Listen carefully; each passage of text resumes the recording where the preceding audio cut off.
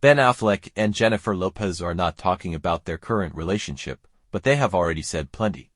With reports the pair have hit a rough patch in their almost 2-year marriage. Many are trying to read between the benefit lines about the couple reportedly putting their house on the market or Lopez's recent decision to cancel her tour to be with her family. But it appears that the pair have already given us all we need to know about their romance. Just watch The Greatest Love Story Never Told.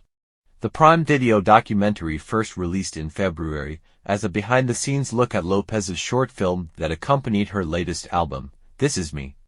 Now, a love story. It was a lot of J-Lo at once, some criticized too much. But the documentary, in retrospect, is revelatory. Before they wed twice in 2022, Lopez and Affleck were previously engaged to decades prior, only to call it off 3 days before their planned September 2003 wedding over pressures of living in the spotlight. The Greatest Love Story Never Told explores what brought them back together, along with their bond and even their conflicts. In other words, an adult relationship. The title and its meaning. No one can say Ben Affleck isn't romantic. He took their correspondence, every letter and email they had written over 20 years and put it in a memory book he titled, The Greatest Love Story Never Told. He presented it to Lopez for their first Christmas together after they reunited. Lopez used the letters as inspiration for This Is Me, now, sharing it with her creative team.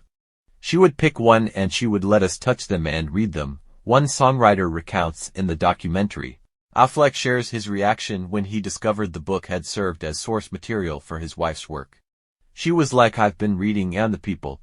This is the kind of inspiration. I've been showing them the book, Affleck recalls in the film. I was like, you've been showing all the musicians all those letters that. And they were like, yeah, we call you Ben Affleck. And I was like, oh my God. Though out of his comfort zone, the Oscar-winning producer and writer seems to understand. I did really find the beauty and the poetry and the irony in the fact that it's the greatest love story never told, he says. If you're making a record about it, that seems kind of like telling it. Their different approaches to creativity and fame are what some observers believe may be the cause of possible conflict in their power coupledom. Things that are private, I always felt are sacred and special because, in part, they're private, Affleck says at one point in the film. We're just two people with different kinds of approaches trying to learn to compromise. Getting back together, I said, listen, one of the things I don't want is a relationship on social media, Affleck later says in the project. Then I sort of realized it's not a fair thing to ask. It's sort of like, you're gonna marry a boat captain and you go, well, I don't like the water. Lopez expresses her appreciation for Affleck's support.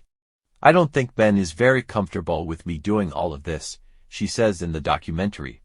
But he loves me, he knows I'm an artist. And he's gonna support me in every way he can because he knows you can't stop me from making the music I made. He doesn't want to stop me. But that doesn't mean he's comfortable being the muse, all of the emotion. The Greatest Love Story Never Told begins with Lopez explaining how her reunion with Affleck inspired her to do her first studio album in a decade. She states that her love for him endured in their years apart, but she put to the side.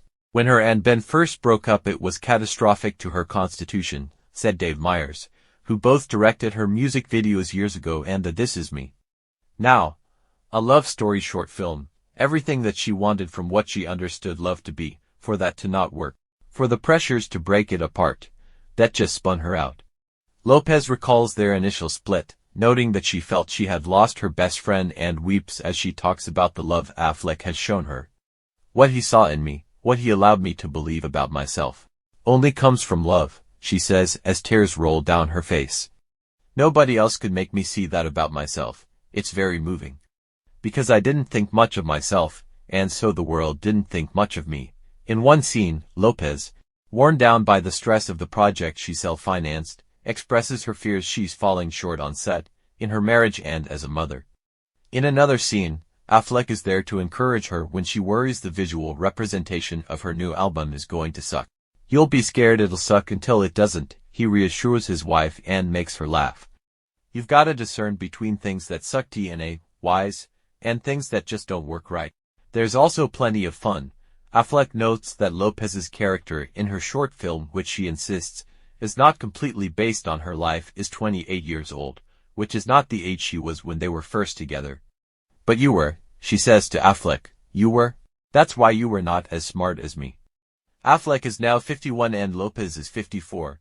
When he teases her in the documentary about wanting to play younger even in her semi-autobiographical film, she lovingly calls him an idiot. Lopez sums up how the couple found their way back to each other after so many years. "We're totally different people now, and we're the same," she says. And we have the same, 100%. Enough for more chapters in a story that Affleck and Lopez still appear to be writing. Please subscribe my channel for more interesting videos.